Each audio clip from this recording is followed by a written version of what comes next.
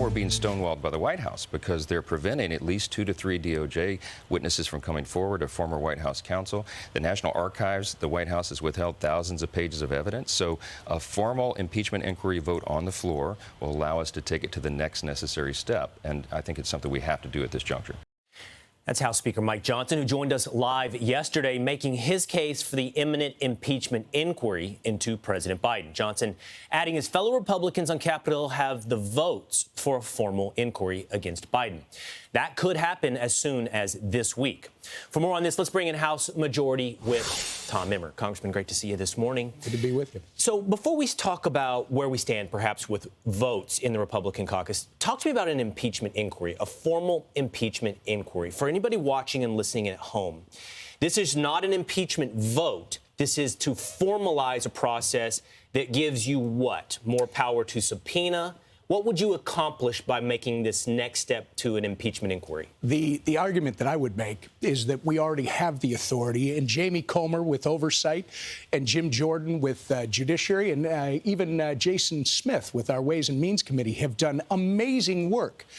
But the White House on November 17th sent a letter to Jamie Comer and to Jim Jordan telling them that they refused to honor the subpoenas that had been served because they believe without a full floor vote, it's not a valid impeachment inquiry. So, look, you've got a situation, Will, where it's very likely the president knew what his family was doing, and it's very likely that he benefited from what his family was doing. We have to follow these facts. So the White House is, in essence, what you're saying, setting a standard. And by the way, that standard hasn't been consistently held, especially when Democrats held the House. But they're setting a standard to say, we're not going to comply with a subpoena unless you have a floor vote. So now Republicans are looking to have that floor vote to basically meet the standard set by the Biden administration, I would assume, and then say, well, now you got to satisfy the subpoena. That's right. So do you have the votes? If it goes to the floor, do you have the votes for an official impeachment inquiry? If it goes to the floor, we're going to pass it. There's no question. But keep in mind the issue here is the White House is, Mike said it yesterday, they are stonewalling. They're trying to delay. We're going to have to go, or Jim Jordan and Jamie Comer and Jason are going to have to go to court to enforce the subpoenas. And the decision, apparently, that our speaker is going to make is we're going to satisfy this faux excuse by having a floor vote on a formal impeachment inquiry so that when we do go to court to get those subpoenas enforced, there really isn't an argument against it. Okay, and you're the guy that whips the votes. And the speaker said it yesterday. He expressed a little bit of hesitation about some holdouts in the Republican caucus, which we had some trouble understanding why. Why would a Republican, I don't know how it would hurt them if you were in a swing district right now just to go to the next formal step. But you're here telling me today, as the man who whips the votes, we've got the votes for this vote. I don't talk about what votes we have. Will, I'm telling you, if it comes to the floor, we're passing it. Okay, good. On that same note, I want to follow up on something the speaker said yesterday. He brought up H.R. 2. He said, we're going to send standalone bills, immigration, funding Ukraine. We're not going to roll this all up into one. We're going to go one at a time. And he told Pete Hegseth, I believe directly, this is a hill we'll die on. Now, that's not happening in the Senate. Chuck Schumer's sitting on those bills. He wants to wrap it all up into one big bill.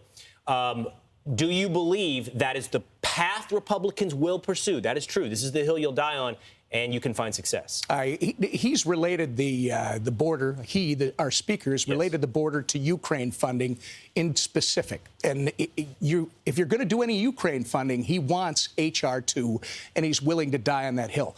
But let's go to a timely one. Yesterday, Will, was 1 month since the House passed a fully paid-for Israeli aid bill. It's been sitting for a month and no action whatsoever by Chuck Schumer's Senate. This is the kind of thing that Mike Johnson is trying to change in Washington, D.C. And I think you just have to have the public putting more pressure on these politicos, these political elites that think that the world is still the way they thought it was last year. All right, Congressman Tom Emmer, it's going to be an interesting week for you, individually, for everybody watching as well, on advancing some of these things we've been watching for months. Seems like an opportunity for a big step forward. Thank you for being with us this morning. Thank you, Will. All right. I'm Steve Doocy. I'm Brian Kilmeade. And I'm Ainsley Earhart. And click here to subscribe to the Fox News YouTube page to catch our hottest interviews and most compelling analysis.